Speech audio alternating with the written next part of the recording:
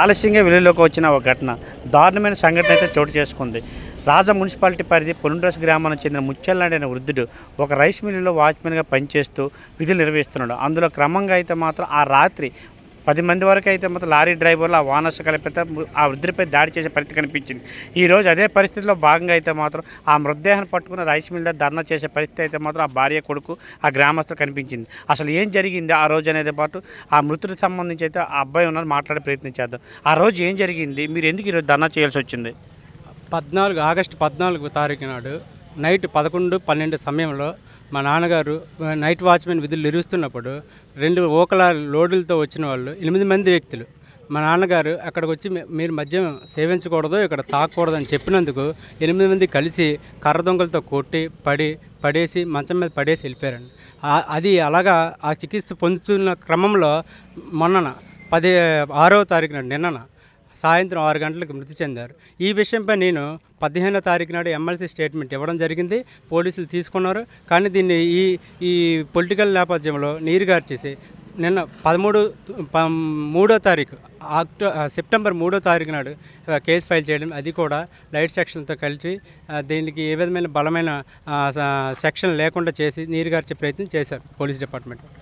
ఇది ఆ రోజు జరిగింది కదా, మరి 3వ తారీఖు వరకు ఎందుకు మీరు ఆగారు కంప్లైంట్ ఇవ్వడానికి? ఇది ఒక సర్జరీతో జరిగి నా తండ్రి బయటపడతాడనే ఉద్దేశంతో నేను మా తండ్రి గారి చికిత్స క్రమంలో నేను అక్కడే ఉండిపోయాను తప్పగానే ఇది ఇంతవరకు మరణానికి దారితీస్తుందని నేను అనుకోలేదు.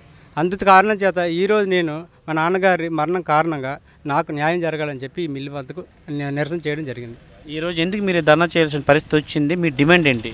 మా డిమాండ్ వచ్చి మెయిన్గా మిల్లి owners and lorry drivers and workers వాళ్ళని శిక్షించడానికి కావాలని చెప్పి నేను ఇక్కడికి వచ్చాను. నా కోరిక అదే ముఖ్య ఉద్దేశం.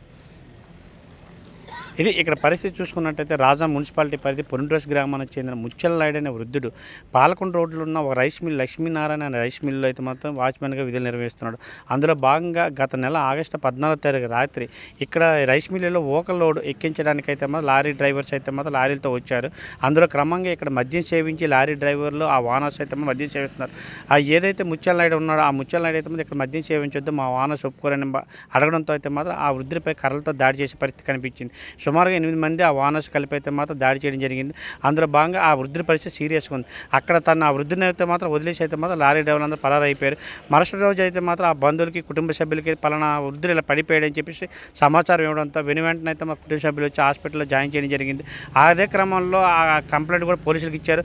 పోలీసులకు ఇస్తే మాత్రం ఆ పోలీసులు కూడా ఈ విషయంలో అయితే మాత్రం కేసు నీరుగార్చే పరిస్థితి అయితే తెచ్చిందని చెప్పేసి అయితే మాత్రం ఎవరైతే ఆ వృద్ధులకు సంబంధించి అబ్బాయి ఉన్నాడో మనతో ఆరోపించారు. ఏదేమైనా సరే ఆ రోజైతే పెద్ద ఘటన జరిగింది.